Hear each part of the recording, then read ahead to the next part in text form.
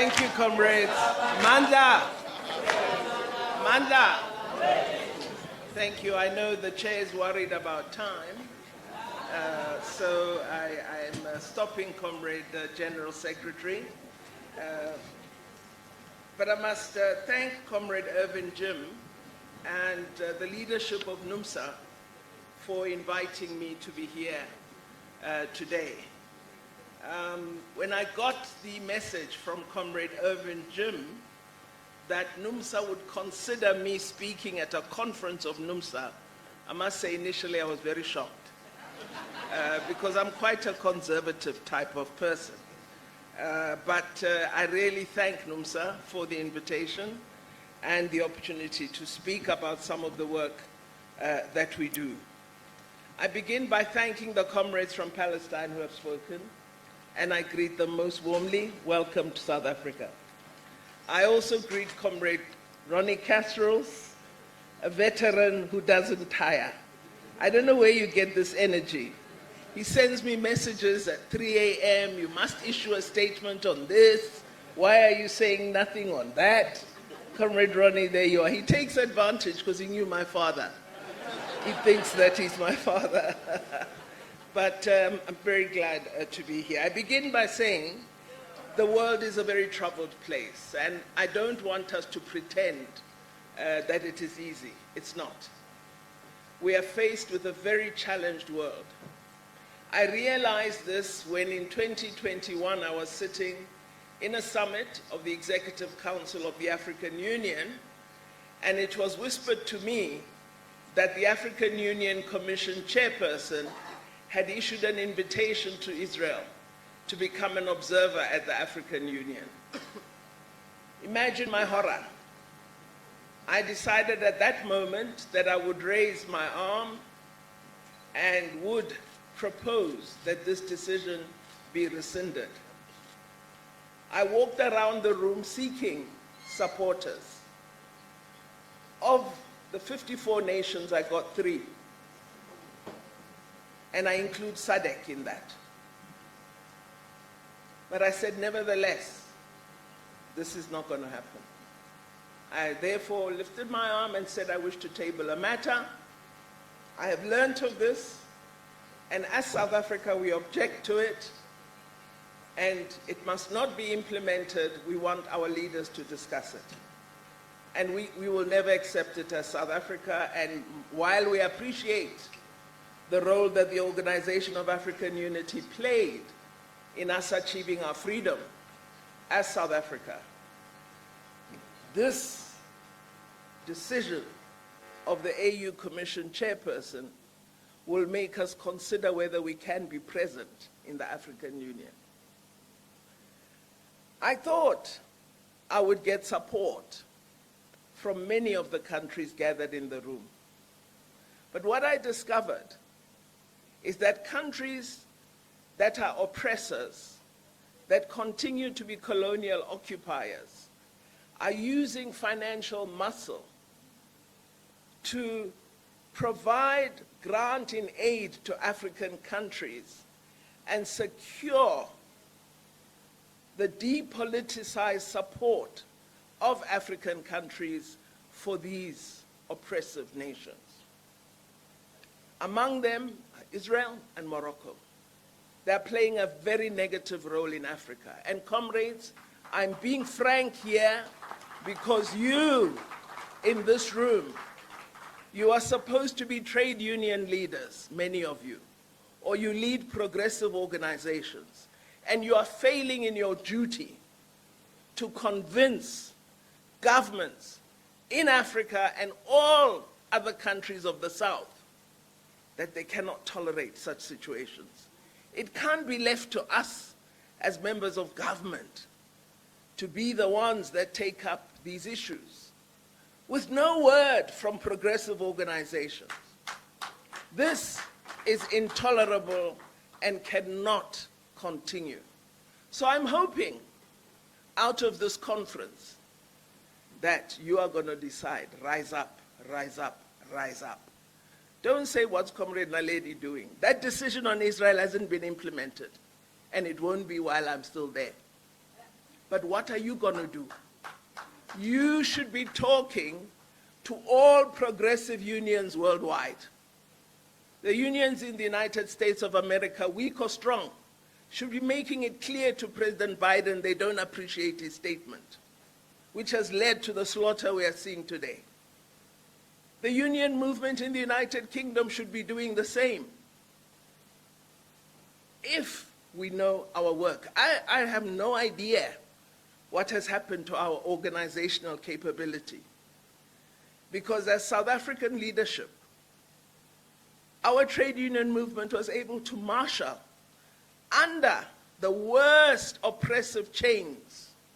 We were able to marshal international solidarity of a kind that has not been seen since the struggle against apartheid. Where have all these progressive leaders gone and why? Why are we not able to organize? Why are we only sitting in a room as 300? There should be 3,000 here. There's something wrong, and that's why I'm saying we're in a troubled world. And we need to recognize that the world has shifted. Because what has happened is, in a determined fashion, progressive values and principles have been hacked and hacked and hacked, and it is now difficult to find a voice of the left. And we need to revive. We need to organize. We need to be smart. We need to be strategic. And one thing I've realized is making good speeches does not assist. I may feel good that I had the right rhetoric at that platform, but if the next day my rhetoric has not led to action, my speech was useless. So I hope out of this, NUMSA is going to lead a process where Comrade Irvin Jim and Comrade Chirwa will meet with their counterparts in all unions, whatever they are, and say, as South African trade union movement, let us lead. Let us lead. Let us agree for 1 month. None of our unions are going to lift any Israeli goods out of any transport. Just one thing. And let us see whether our leadership has convening power or not. This week coming, a number of proposed resolutions are going to come before the United Nations. We must keep our eye on that process. We must ensure it's the right kind of resolutions. Today, the people of Palestine need of help. They need medical supplies. They are unable to bandage wounds. They cannot provide help. Médecins Sans Frontières is doing a good job. They're absolutely there, but they are also being decimated. What are we going to do about that? Let's ask every South African, there are 62 million of us, they say. All of us must donate one thing, food or medical goods. And let us persuade an airline to take them all to the Egyptian border with Palestine and deliver those goods. Let's do something, comrades. Let's stop talking, because the world is in a terrible place, and all it needs are a few good men and women, are organizers, strategists. And not to organize because you're NUMSA only, but to organize everybody. What we have to put aside if you want to change the world are divisions between us. Because it doesn't make any sense to believe that I must be the most progressive, the most left, the most radical, and the world is suffering.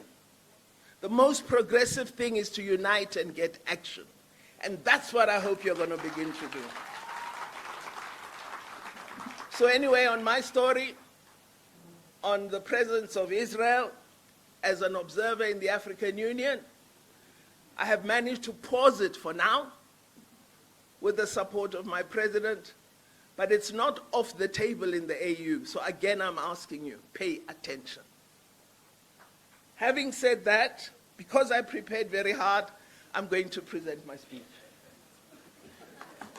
And I begin by saying, one of the things we must realize is the developing South is caught in the middle of rising global tensions. I know it is not correct to speak of the South as though it's a homogeneous entity. But from my experience, I can say to you, it is the region that most hopefully has the basis and foundation for the kind of radical shift we need. So I look to countries of the South, not the North. And I think it's important that we do that. What we are seeing in the world is an increasing pushback against the forces that seek to promote collective action, international solidarity, and global cooperation. We see the re-emergence of tendencies toward right-wing nationalism, unilateralism, and populism as an ongoing trend. Comrades, another assignment, engage the media. Why is it all right for a Palestinian journalist to be murdered, but it's not okay for a journalist from Canada to be murdered? What kind of value system is that? We've been silent about Shireen Abu Akleh. She was murdered before our eyes. The media today, since the period of the embeddedness of Iraq, totally without objectivity, except Al Jazeera. That's the only one. The rest, I'm sorry. But you need to be active proponents of an objective media that informs, that is balanced, and that tells the truth. Not a media that lies and tells you a quarter of the story. So we've got to address all these things. What we see in the globe today is widening inequality. And we know that the economy of the globe continues to deliver inequitable and unjust outcomes. Developed countries have selectively opted out of the observance of international law, while they continue to insist that rules must be implemented by developing countries, even at the cost of providing services to their people. Just last year, Ghana was facing an incredible financial meltdown. They approached the IMF. And this year, the IMF has suddenly reported that Ghana is going to see amazing growth after they received loans from the IMF. But nobody is examining, do the children of Ghana have classrooms? Do they have teachers in those classrooms? Are they able to go to hospital and get treatment? Are the people of Ghana getting housing?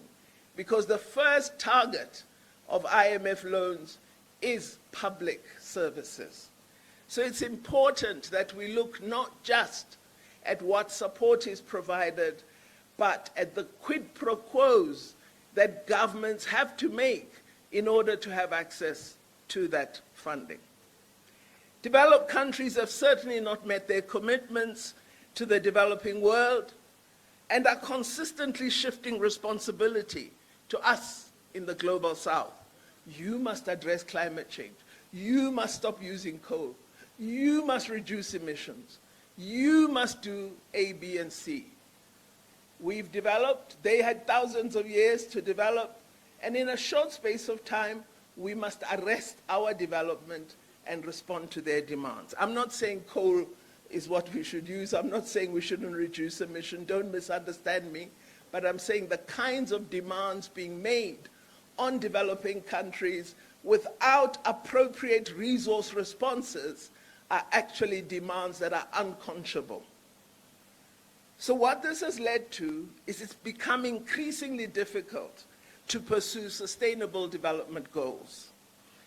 We saw this year that the Secretary General of the United Nations has indicated that far from moving in a positive fashion, the world is actually going backwards.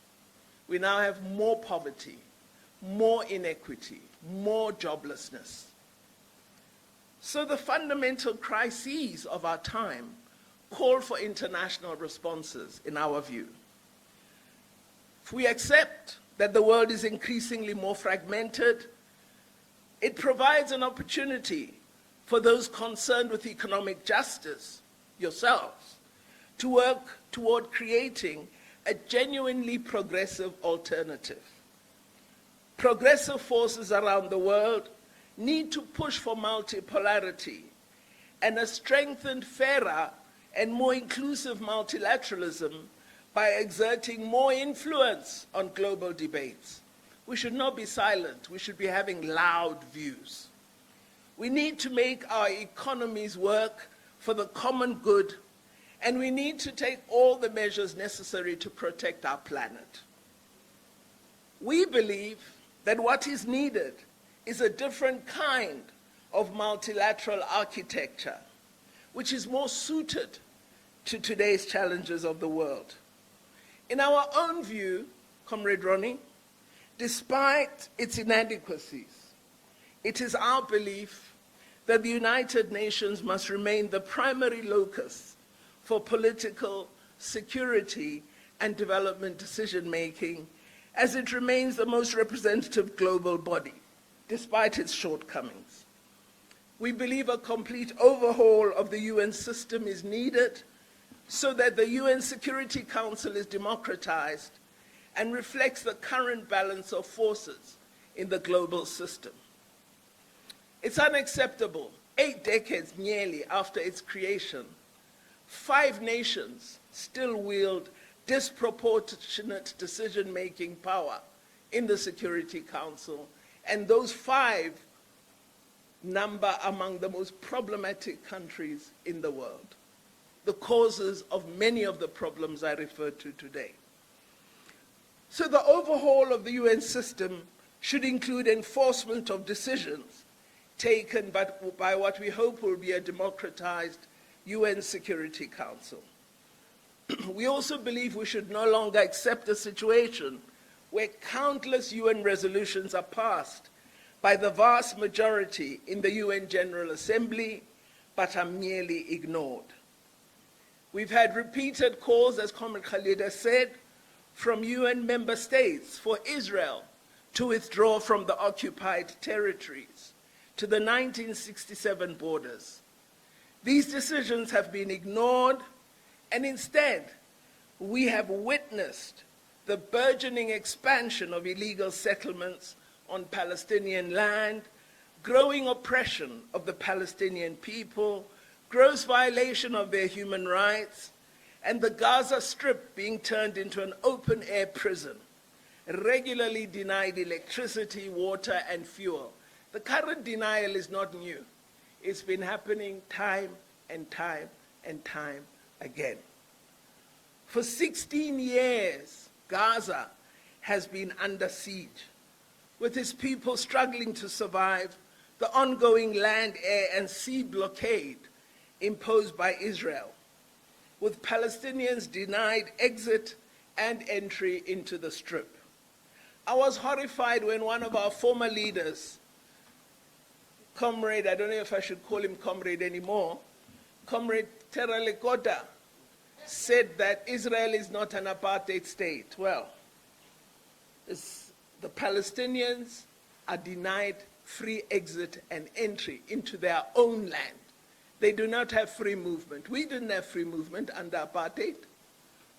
Palestinian people use separate entrances when they go through the border. We had to use separate entrances under apartheid. Palestinian children do not have free access to education. It was the same for us. So I don't know what more Israel should do for Comrade Likota to recognize that it is an apartheid state. We've seen today increased Israeli aggression under the most far-right Israeli government we've ever seen. And we've seen the inaction by the Security Council, the very body whose mandate is to maintain international peace and security. Despite the fact that the root cause of this conflict is illegal occupation, we have heard a tirade of criticism of Palestinians from Western powers and unflinching support for the occupying power, despite the fact that I've been called all kinds of names because I refused to call Russia an occupying power of Ukraine. I have always objected to double standards. These type of double standards are the result of a global system which is skewed in favor of the powerful, to the detriment of those fighting for their rights and self-determination. I repeat, it is imperative that social movements raise their voices in solidarity with the Palestinian people, particularly given the notably biased media coverage of the current violence. Within the United Nations, we have seen almost unanimous support among member states for ending the illegal economic blockade of Cuba, which is now entering its 61st year. Yet, the Cuban people continue to be denied access to life-saving medicines, essential goods, and the right to trade as any other sovereign nation. These are injustices that once more need to be taken up by the Global South and progressive forces worldwide to create a groundswell of popular support for the Cuban people, as well as the people of Palestine and all oppressed people all over the world.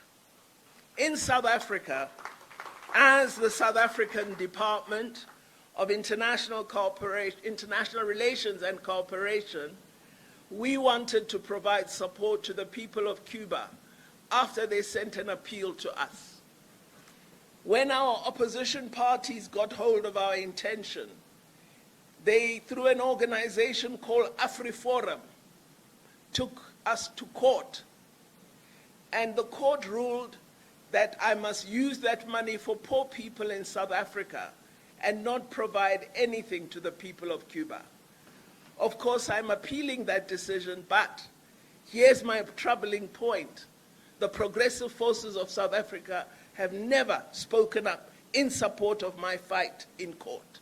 And AfriForum is decimating all the progressive gains we have made in South Africa, including affirmative action, and we are allowing it to happen while we live. We are also articulating calls that we should overhaul the current global financial and trade architecture, and much of the world is joining us in this call. We believe we need a fundamental reset of the Bretton Woods institutions, including the IMF, the World Bank, and the World Trade Organization. Multilateral development finance institutions need to be redesigned to respond to the challenges we are confronted with and to assist countries to meet the sustainable development goals. They must help us respond effectively to public health emergencies and to mitigate climate change. The IMF needs to be repurposed and should provide counter-cyclical lending in times of debt distress, enable debt restructuring and relief, and provide liquidity to all countries that require it.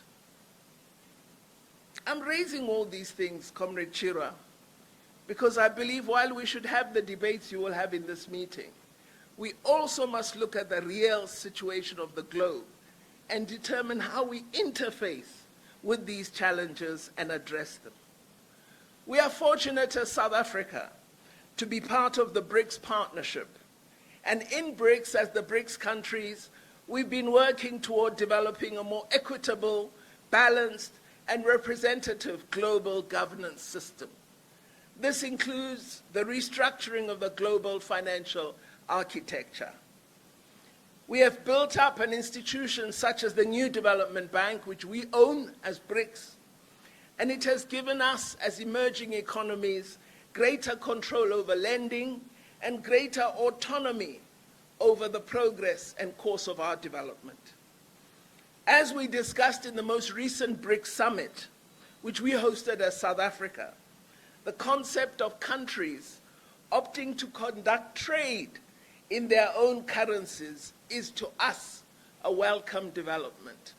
And we are now investigating how we can multiply such practice and have it available to all of us. Emerging economies are key to reforming global governance. The fact that we've had emerging economies holding the G20 presidency for the last 4 years is an opportunity that we should not waste as countries of the South. Indonesia held the presidency last year and brought back development issues into G20. India held it this year and sustained that focus.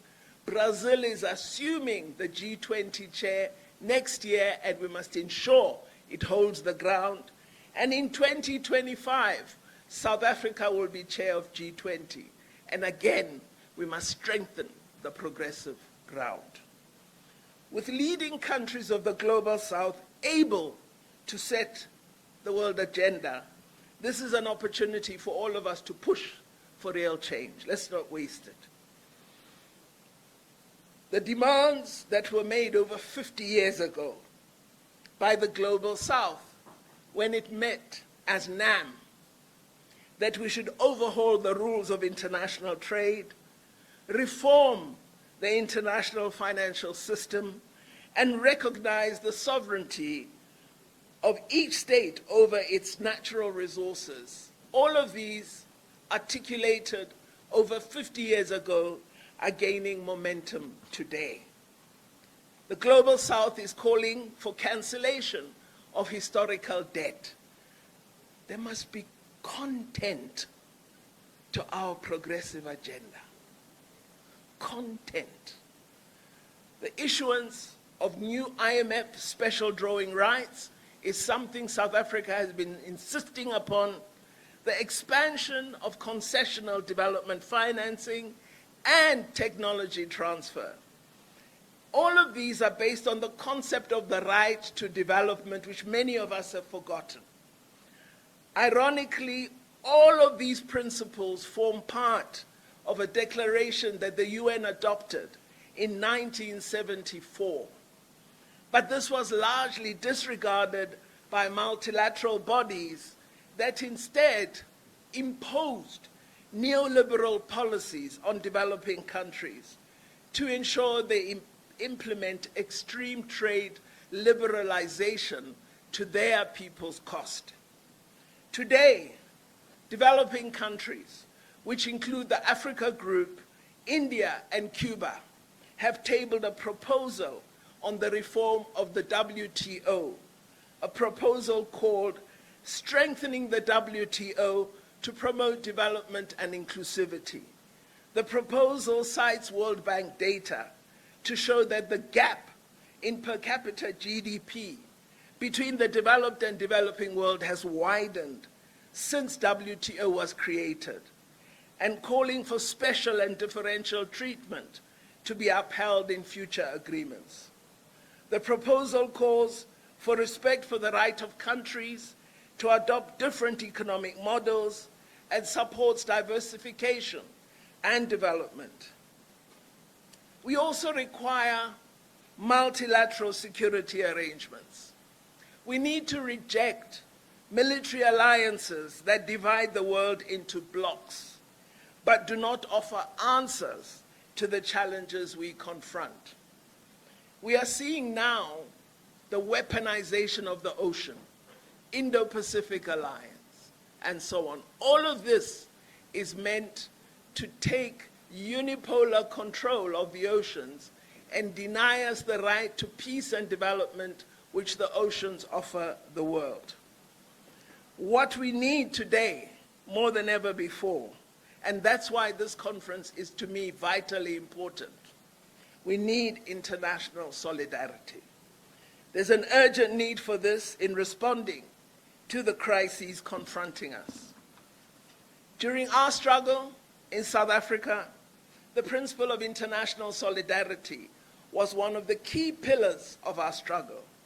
It was through this pillar that civil society, political parties, academia, and other sectors all over the world were mobilized to isolate the apartheid regime. This pillar of international solidarity made an immense contribution to our victory against apartheid, to the extent that some analysts have even tried to elevate it above other very important pillars, such as the underground, the armed struggle, which Comrade has referred to, and the mass struggle, which we must never forget. These four pillars of the struggle complemented and reinforced each other to deliver the death of the apartheid regime.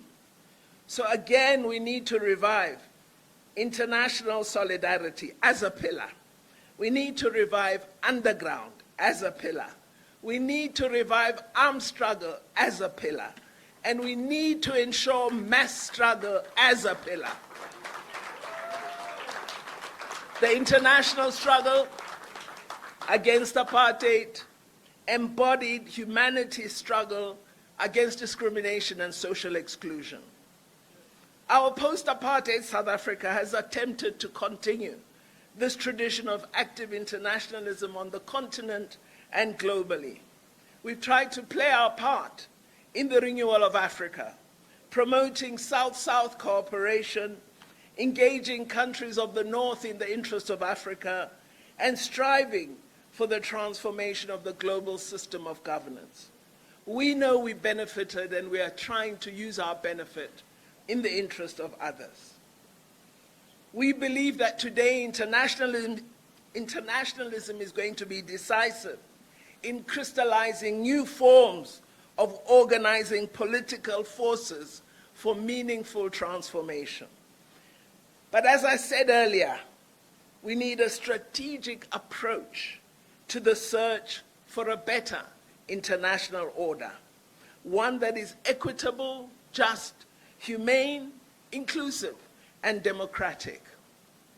So while I agree with BDS and the focus it has, I think we need to discuss how do we activate this in a manner that allows us to achieve the outcomes we desire, and not as an illustration of our ability to organize.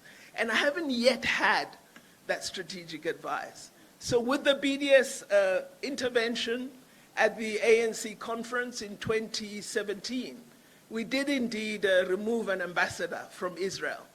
But I haven't seen it advance the peace agenda. So how do we act together to make gains in the struggle, rather than to have illustrations of action? This is the kind of strategic discussion I hope we could have at some time. I believe we need to continue as South Africa to contribute to the building of a global progressive movement for a better Africa and a better world. People need to be shaken out of complacency and distraction. Progressive forces of the left need to step in, need to provide hope and vision, and offer up concrete pathways to political action. Across the global South, the progressive community has begun to rally. We look forward to the expansion of brave, united, vibrant social movements.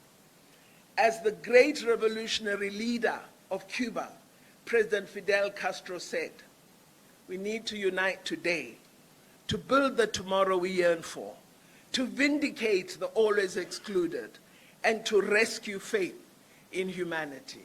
I hope we can do this, and I thank you for listening to me.